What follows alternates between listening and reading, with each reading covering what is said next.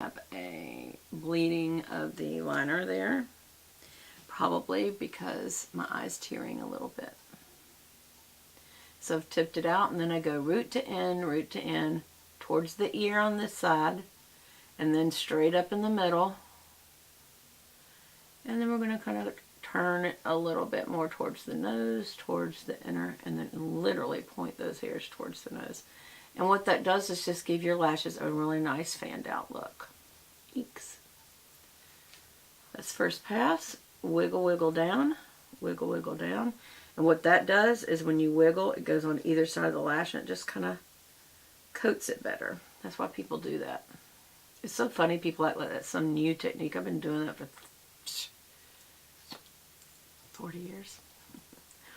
Yeah, that's about right. Alright, then we're going to do it over here. Oh, I see a little fuzz. I wonder if these fuzzes are part of pot. No, that's a fuzz from, I think from this towel.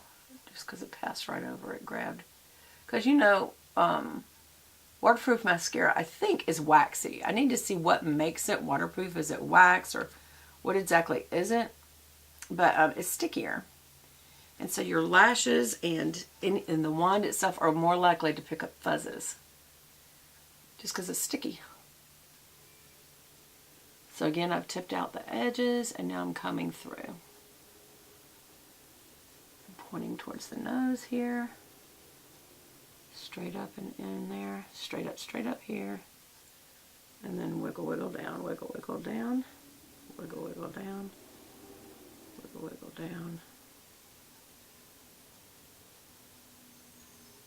There we go. I'm going to wiggle, wiggle down over here a little more.